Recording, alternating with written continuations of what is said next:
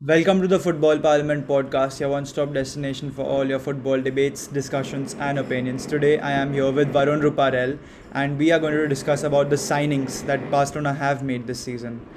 Varun, how are you? I'm doing great. After Euros matches yesterday, Yeah, some of them were France versus Germany was something which we didn't really enjoy much. I mean, an own goal was the thing which decided the yeah, fate I of the did match, honestly. and I honestly didn't like that. But apart from that, the match was great. Even Portugal versus Hungary, Ronaldo scored twice. Anyways, going back to our topic, which was Barcelona. Varun, just a few words on Barcelona's transfer window so far. Um, I think Joan Laporta has already made a statement when it comes to establishing himself as the president of FC Barcelona. He has made signings left, right, and center. Three signings over three consecutive days. That's not what is seen a lot in football. The best part about that is he's not spent more than 8 million over those three signings. And to be honest, Aguero already has the potential. We're seeing potential in a player like Emerson Royal, who was phenomenal for Real Betis. And we're seeing Eric Garcia, who is, I believe, one of the most promising centre backs in the world, playing for a Man City. Team.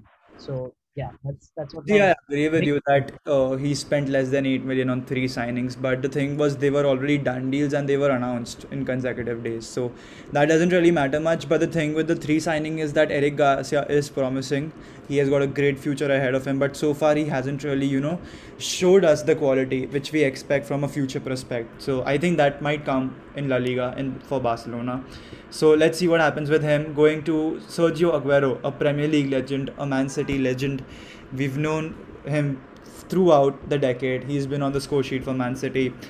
He's a great player, a great asset to Barcelona, maybe. But the thing with him is that that's what I feel. I mean, I'll be really very happy as a Madrid fan also that if he proves me wrong. But the thing with him is that with the lack of minutes this season and with the injuries, I think he's slowly started to decline. That's what I feel. But I could be wrong, and I'll 100% be happy if he proves me wrong.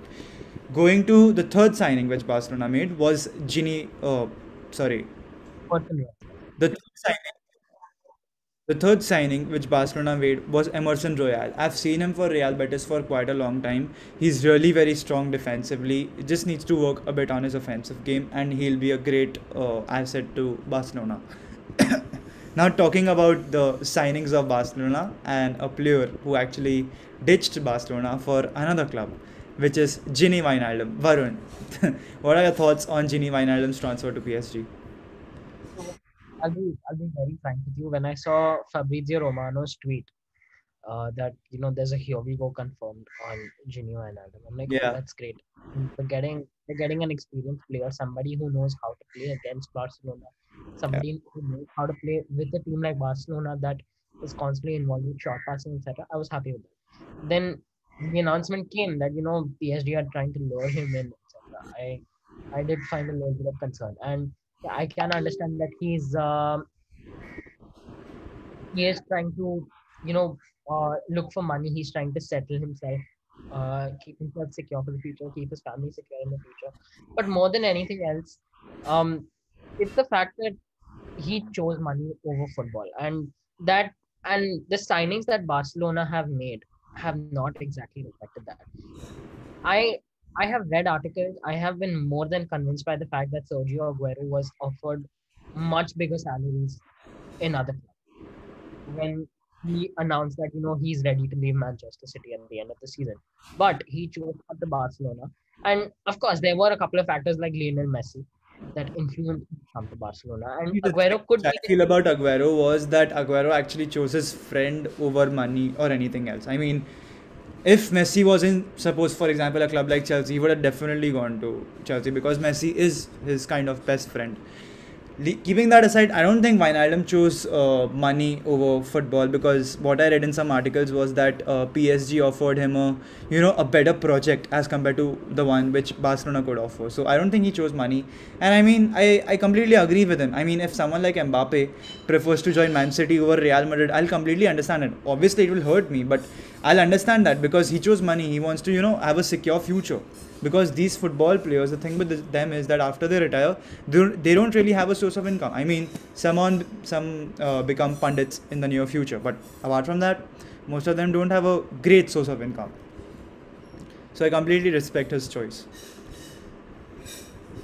Varun, so recently there was a big rumor. There's this player from Man City again, Bernardo Silva. He's linked to Barcelona and their rivals Atletico Madrid. What do you think about this signing? Would he fit Personally, at Barcelona?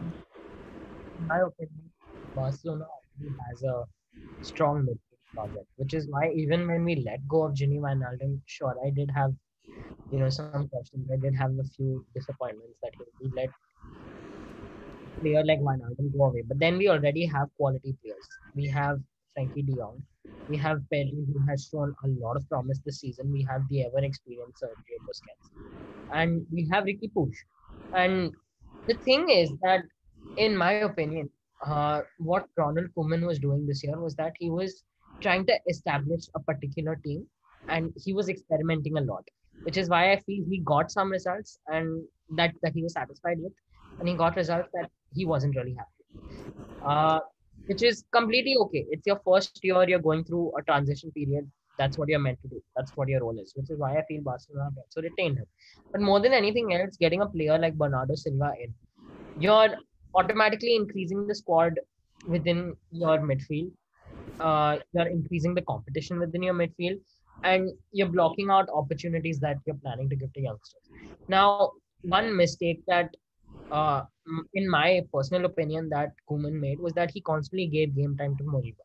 Sure, Moriba is a great player, lot of potential, etc. But the thing is that despite Push playing lower games, he scored more goals than Moriba, and he had more assists than him as well, which shows the quality of midfield that Barcelona already has, which is thanks to their academy. Which is why I feel that signing more experienced midfielders would cause a problem for the youngsters who are already trying to develop, and then you don't want them to go away on loan like Carles Alenia did to Getafe, which is he developed over there solidly, and now he's practically close to becoming a player for Getafe. So we don't really want those kind of situations.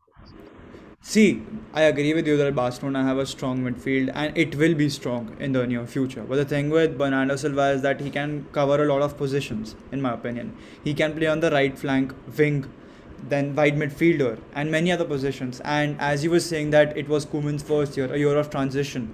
He changed a lot of things in the first half and then in the second half of the season, not of a game. First half, you could see a 4 at the back, 5 in the midfield, and then he went for a 3 at the back with wing backs. Jordi Alba became a left wing back, and same for Dest at right. So I feel that, I don't know. I mean, Bernardo Silva can come up with a different position in Barcelona or something. I don't know. To be honest, I don't see him actually joining Atletico Madrid because they've got Marcos Llorente there at right, so they don't really have any problem there. Even Kylian Trippier is there, so I don't see any problems for Atletico Madrid. I think he should join Barcelona. He's a player in his prime, and I think it'll be a good deal. He's a good player. What? He's a good playmaker. He has the Barca DNA that their president is usually looking for. So I feel Yeah, I don't know about the Barca DNA part, but what I do know is that in the 2018-19 season, he was top 10 for Ballon d'Or. Yeah, so he's a great player, and I think he was 24 or 25 back then. So he's really a very good player. Now, going to the next player, a really creative player, and a player I actually like, someone who is actually close to what Karim Benzema is, Memphis Depay. He's linked with Barcelona. Some people are actually saying that it's almost a done deal. Varun, what do you think about this player? thing with Memphis Depay is that he is what you would call a natural position switcher. He has the ability to play at strike. He has the ability to play at left wing as well, which Yeah. is why I feel that Memphis Depay is the signing that Barcelona needed. Something that they didn't realize, but in my opinion, it's it's good that they waited for getting him for free, because I think at one point they had to pay about 35 to 40 million. Looking at the crisis that they were going through last season and comparing it to a situation right now, it's good that they waited because they actually got to know how grave the situation was when they played the league this season. So, in my opinion, a signing like Memphis Depay would be near perfect for a team like Barcelona, because Barcelona's playing style, it's more attacking football, more wing play, more short passes, and a left winger is entitled to those roles, which is why I feel that Memphis Depay would be a great signing for Barcelona. So where do you actually see him playing, at left wing or at somewhere else? In my opinion, there would already be a lot of competition between Sergio Aguero and Antoine Griezmann for the striker. If Barcelona do plan to go back to the 4-3-3, like Ronald Koeman has mentioned, then I see him playing at the left wing, because we've seen Griezmann play at left wing. He's, I wouldn't say great, but I won't say that he's bad either. But Depay would make a much better left winger compared to Griezmann, which is why Yeah, I feel. definitely. And Antoine Griezmann's natural position is also not as a left winger, whereas Memphis Depay's natural position is at left wing. So that will be a great addition. But Varun, what do you think about a 3-5-2 with Messi up front along with Aguero and Depay or Griezmann at camp, or Messi at camp with either of them up front? In my opinion, the 3-5-2 was tried out this year against a few teams. We saw 3-5-2 being tried out against Sevilla. We saw 3-5-2 being tried out, I think, against Valencia. I think against Villarreal as well. I won't say that I prefer this formation for Barcelona looking at their play style, but I won't say that it's a bad choice either, because we got results in most of those games, but in the end we were always vulnerable at the back. And Barca naturally cannot play with the three at the back position. And every time they did play with the three at the back position, They've struggled. we were, yeah, they conceded a lot of goals when playing three at the back. Yeah, but I think defenders are going to improve for you all this season. So I think 3-5-2 can actually work for you all. Coming back to the topic of Antoine Griezmann, Varun, he's linked to Juventus and many other clubs. Do you think he'll leave, or there is a statement to prove again?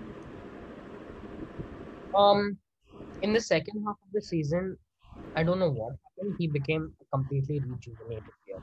He became the player that Barcelona wanted him to become. However, the thing is that it's still overshadowed by the flop that he was in the first season. Like, agreed that you're playing in a team which has a lot of competition. You're playing in a team which has the best player in the world, but you're still not able to take the chances that he is trying to provide to you. Tap in. What Barca should do, in my opinion, is that they should wait it out until December. If they see that Griezmann is not providing them those um, providing them those final third finishes, he's not providing some good in the box passing, then they should let him go. But if he is giving those results, then he's not a bad asset at all. He can make a really good false. In my That could be true because we clearly saw him in the second half of the season. From January, he had somewhere around 30 goal plus assists, if I'm not wrong, somewhere around there, alongside Moreno and Messi. So that's really great. I think he should stay. He doesn't need to prove anything, especially after the second half of this season. He scored a lot of goals, wonderful goals. And I don't think he's actually a flop. I mean, flop is something you'll call Eden Hazard for Real Madrid, or probably Luka Jovic. That's what you call a flop, who's not proved anything or has been injured. So I don't think there's a opinion. problem with Griezmann. He's always played there. And obviously, everyone misses tap-ins. It's all about the confidence. Werner, Ronaldo, etc., etc. That was the video for today, guys. I hope you enjoyed it. Like the video, comment what you felt about the players we discussed, like Wijnaldum, Griezmann, Depay, etc. Let us know on your comments. Then subscribe to our channel. We'll see you all tomorrow. That was for today.